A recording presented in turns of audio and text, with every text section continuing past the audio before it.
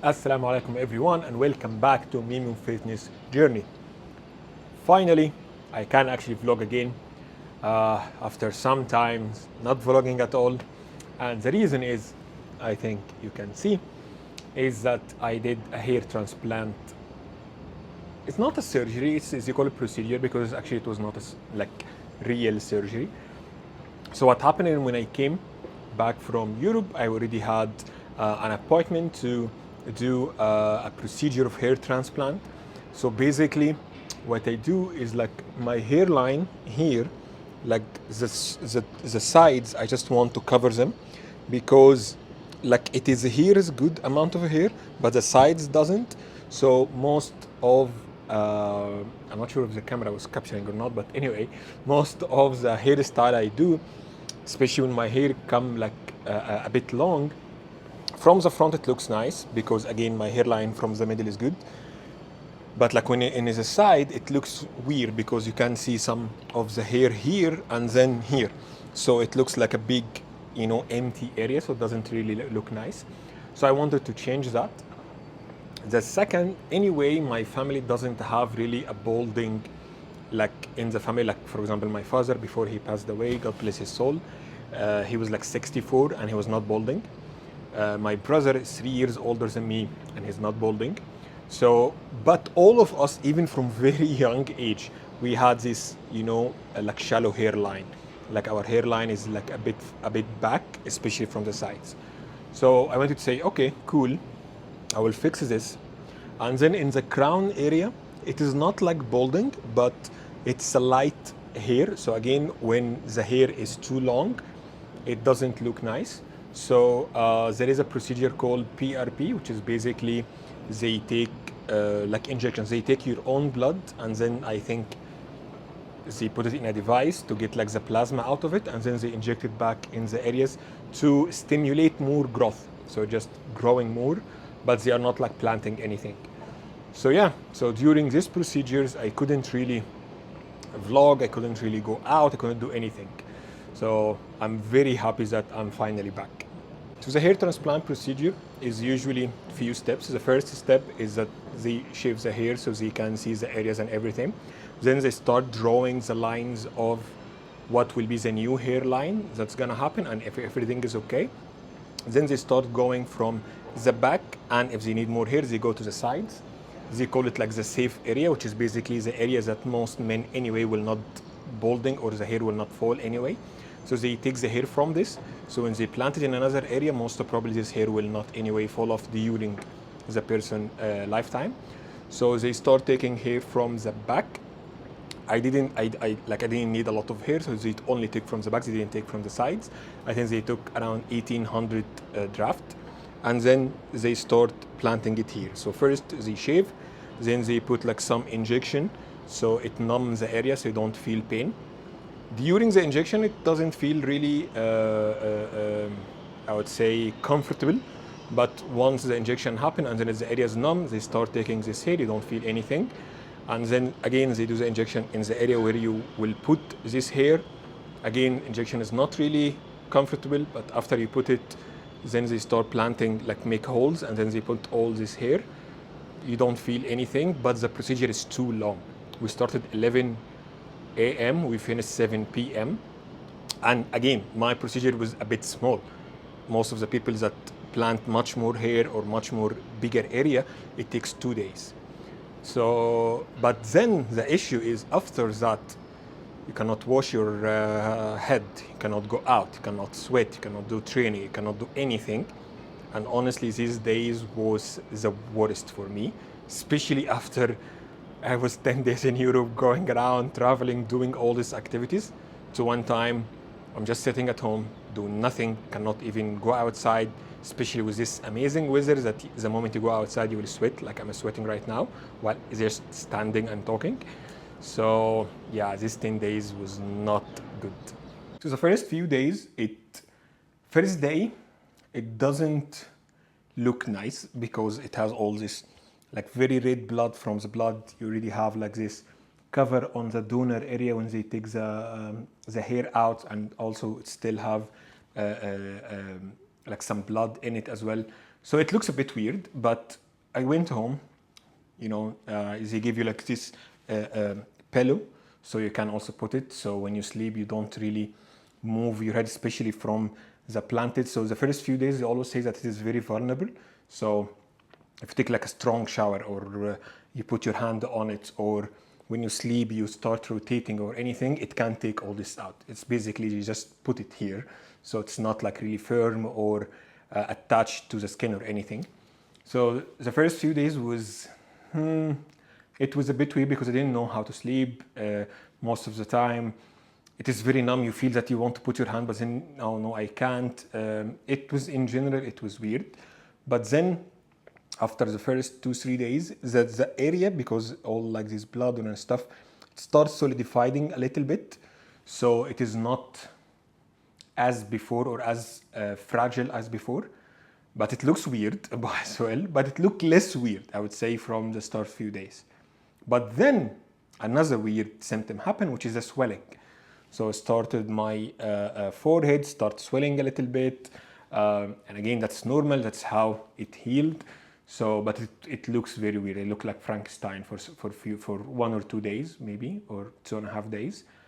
And then the swelling goes down, and this area, they call it like the crust, start forming, so it looks a little bit solid, but then you cannot shower it, you cannot clean it. So you can imagine you have blood here. Again, I'm still at home, but still some dirt come here, there and stuff, and you can't wash. You can imagine you're not washing your head for 10 days. It was really, really annoying feeling. But then the first wash, you go to the same clinic that I did the procedure in, and they do the first wash. So when they did the first wash, then it become like this. Oh, I can see the hair now. The blood is out. Now I can wash my head normally, so I can take a shower normally. I'm still using baby shampoo. So it's weird, but at least I can clean my head. So I was happy. So that was the first 10 days finished. And then after this cleaning, which has happened 2 days ago, or at this washing, then I can actually go back to exercises, but a bit by bit, not like extremely. So yesterday I just did like indoor walking in the house gym, just on the treadmill, like very low pace, just to start it. But today I was like, you know what, I'm so annoyed. I just want to do proper exercise. I'm not exercising for very long. And honestly, it's a bit weird, but it's true. Like when you are forming a habit, which is for me was the habit of everyday training, or at least 5-6 days per week training, eating healthy, all of this, and then not doing it for a long time, you have this itch that you want to do it. Like, I swear, I wanted to go exercise. I wanted to go with my bike. I wanted to go to the gym. Like, I really wanted. It's not like, I'm forcing myself. No. I really wanted to go there. So today, to be honest, I was like, you know what? I'm just gonna do biking. I'll try my best to follow the rules they tell me, but today I'm just gonna go biking. So today I took my helmet, took my bike. It had a flat tire, but I fixed it, cleaned the bike definitely because it has a lot of dirt on it. And then I actually went for a new route even. I went to a Strava app, searched for what kind of routes people are recommending. I chose the one, and I did the ride there. It was almost 950 calories or something like this. So it was a good ride as well for 1.5 hours. Also the range of 1.5 hours. So it is pretty good to actually finally today to start it coming back to normal life. So I'm pretty happy. It took me a while. I'm 100% sure I gained some weight also in these 10 days because literally doing nothing, and definitely not feeling well. So the only thing that make me feel well is sweets or food, and I'm ordering food, I'm eating more, I'm not burning anything, literally almost anything. I'm just sitting in a 40-50 square meter studio, cannot go out and stuff. So, but I don't care.